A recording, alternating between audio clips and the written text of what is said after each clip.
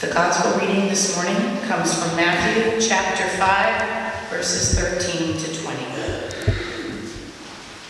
You are the salt of the earth, but if salt has lost its taste, how can its saltiness be restored?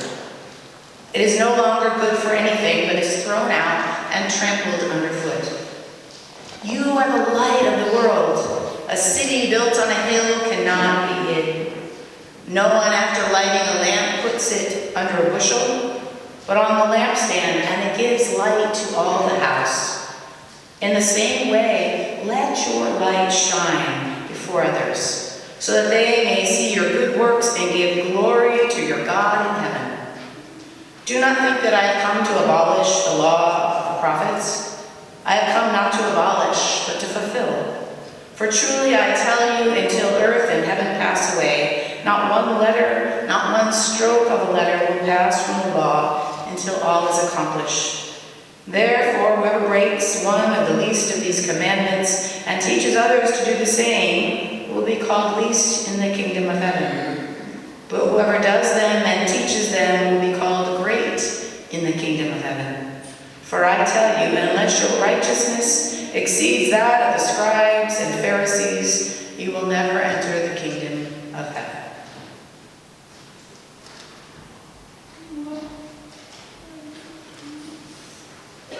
Will you pray with me?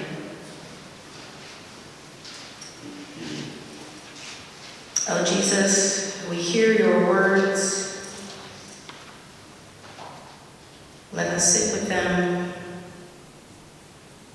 and let them guide us in our lives, separately and together. Amen.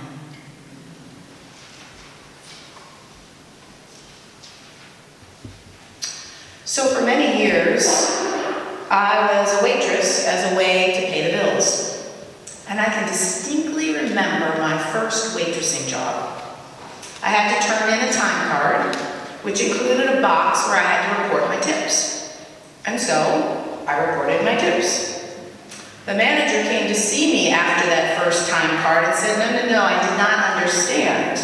There was this system for reporting tips, and I was supposed to report such and so percentage of my income as my tips. And I answered him with some real naivete, but those aren't my tips. He then asked me, did I want to pay more taxes? Plus the implication was, what about everybody else? Was I going to put them in jeopardy with what I did? But those are my tips, I answered. And he sighed and let it go and stomped back to his office. And at that workplace, I stuck out like a sore or perhaps salty gum. I don't know if now I would have the same bravery or perhaps same simple understanding of right and wrong.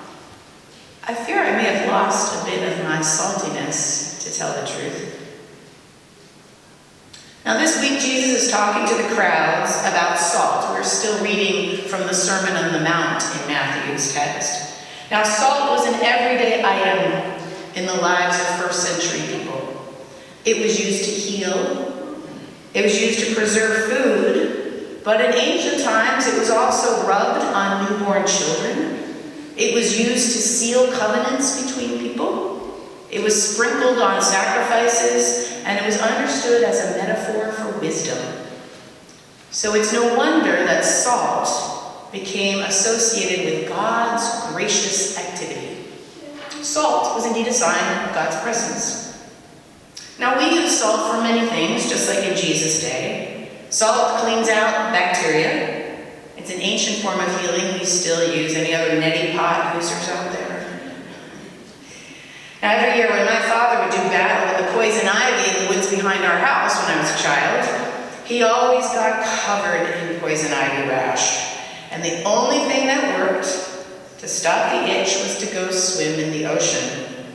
Keep in mind, this was springtime in Rhode Island, but he would go swim and let the salt heal the wounds. Now, we are called to be salt as a community of faith. to heal, to clean up what is damaged or broken, and to heal not just the body, but also the soul. For what salt is more healing than tears? Now this very place, is a place where crying is not just allowed, but accepted, or maybe even welcomed as a sign of healing to take place. I tell many people who worry about crying in worship that truly there's no better place to cry than here among folks called to be salt. Now, I also learned a few years back that salt is used in exorcisms. One pastor on my lectionary list quietly confessed, "I periodically salt the sanctuary of the church." He had learned it from a priest before him, and it was an old tradition that he continued. He said, "I sprinkle a little salt on each window and the door of the sanctuary, and I ask God to protect the space from all spirits of divisiveness or repression." He continued, "I'm not sure of its efficacy, but I don't think it can do any harm, and it feels healthy and holy for me to do it privately and inconspicuously a couple times a year. I really want our sanctuary to be a place where only goodness and light and love dwell." Now, we are called to be a community of salt, to periodically attend to our worship space, our community, and our church with salt, to make sure this is a place where only goodness, love, and light dwell. In our worship, in our meetings, in our discussions, in our disagreements, this is a place of love and light and salt. And you know, our faith, what Jesus asked us to do, is a little different than what other people might choose. In the decisions we are called to make, usually the hard ones, being salt reminds us that we have chosen to walk in a path that is not just our own, but rather lived in the service of God. Now, a couple of years back, I saw a billboard in late winter. It was for some beauty salon or spa or something, and it said, "Summer is coming. Time to take care of your scary winter feet." Now, I hadn't thought of my feet as particularly scary, but I knew what it meant. The calluses and the rough edges that we get on our feet from a long, dry winter or too many wool socks. You know what I mean. And one way to care for one's feet is a salt scrub. And the salt gently sands off the dead skin, the calluses, the rough edges, and gets us back to pink, healthy feet. And in the church, we periodically take the equivalent of a salt scrub and work on our rough edges and dead areas. And Lent, which is coming soon, is a perfect time for that. A time of reflection and repentance and care for those spaces in ourselves that need attention, those spaces in our community that need attention. But you know, that salt isn't just for us and isn't just for here. We are to be salt for the world. We are different as Christians, not better, just different. We're supposed to be different. That's what Jesus is telling us. If we are not salty, what good are we? And you know, I've always heard this passage about salt losing its saltiness as a metaphor. I didn't think it was actually possible. How could salt not be salty? Isn't saltiness the essence of salt? Well, actually salt can lose its saltiness. It becomes an element called natron, also known as impure salt. It has no salty flavor. It's bland and plain, kind of like dust. Now, natron was known in Jesus' day because some of the main sources for it, they were mined in the Rift Valley in Egypt, which was part of the Roman Empire at the time. Because natron, impure salt, like regular salt, was good at preserving things, but instead of making salted fish or meat, for example, the Egyptians used natron, this impure salt, saltyless salt, to actually preserve bodies. It was one of the main components of mummification, or preserving kings as mummies. So, salt that has lost its saltiness is useful only to the dead. as Jesus says, is thrown away and trampled underfoot. And so we are called not to live in that dead place, but to be salty, to be different, to make decisions based on what Jesus asks of us, which can be a lot different than what the world asks of us. To be light, and from Isaiah's passage today, to be repairers of the breach, to be salt. So when Jesus talks about salt this week, it is tempting, or perhaps easy, to simply say, salt's good, so go up and spice the world. But Jesus takes this salty comment. When he continues, he talks about being persecuted, like the prophets. So rather than a simple statement about going out and being flavorful, Jesus is saying that disciples and us are called to stand as witnesses to God's love and light, to be salt in the world, which is a harder thing. So thinking about this, blessed are you when you are salty, when you are covered in sweat from the hard work of a day building a habitat house, or a hot day in Brockton protesting racial injustice. Blessed are you when you are salty from crying your own tears for the suffering of the world, or covered in the tears of another that wet the front of your shirt as you hold them and tell them of the love of God. Blessed are you when you are salty, when the words of truth you speak in a business meeting or a school board session or in the midst of your own complicated family are seen as difficult or subversive or just too Christian. Being salt is being different, and being willing to be different even when it costs. Let me close with this story from The Moth, which is a storytelling program hosted by National Public Radio each week.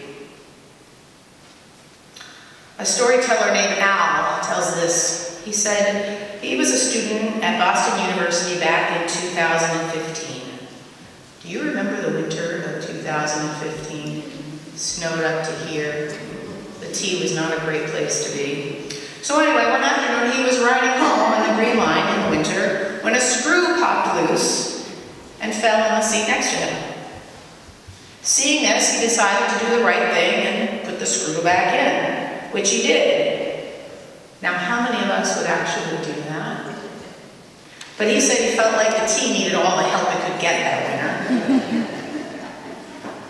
And then he heard a man yelling at him saying, "I saw what you did there. I saw you plant a bomb." Suddenly, everything gets serious and scary, and he doesn't know what to do. The conductor comes down and makes him report to the front of the train, but the other man yelling is unhappy with this and decides to call 911 and report a bomb on the T. Now Al has to get off the train, the next stop, and a police officer meets with him, and they wait outside in the cold of that dreaded 2015 winter. Now at this point, our storyteller, whose full name is actually Ali Al-Abdul-Latif, lets us know that he was in the United States on a student visa. He grew up in Saudi Arabia, and it was always difficult for him there. He never fit in. He said folks wanted to talk about religion. He wanted to talk about whether Superman or Batman would win in a fight. But when he got to Boston for school, he quickly realized there were others like him. And that he did have a group to belong to for the very first time. He found his people, and they were called nerds.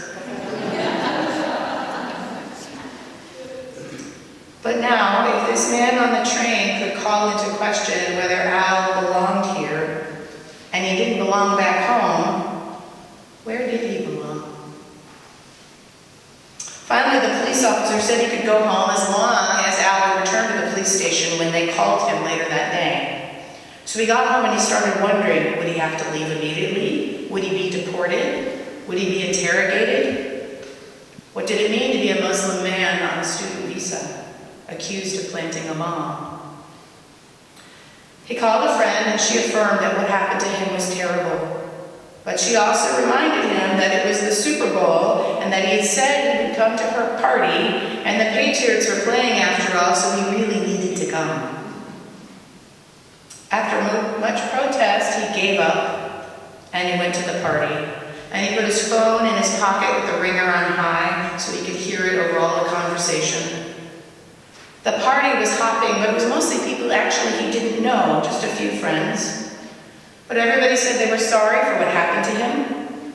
A few friends gave him hugs, but then they began to watch the game. It was the Patriots after all. And then his phone rang, and all eyes were on him. And Al got up and took the phone outside to take the call to get out of the noisy apartment. And as he said hello, it turned out actually it was a wrong number. So Al hung up, took a deep breath, and went back inside the party. But when he walked back in, the television was off, and everybody was putting their coats on. He asked what was going on. And they said, well, we're coming to the police station with you. They were going to vouch for him to the police. They said, what did you think? We were going to let you go alone? Al said he quickly understood that there was now this army of nerds in Patriots jersey that would proclaim his innocence and set him free. He did have a group of people, and they had his back. And when Al had actually never got the phone call that night, or actually any night since. But through that, he realized it took one person to alienate him and 14 nerds to let him know he belonged.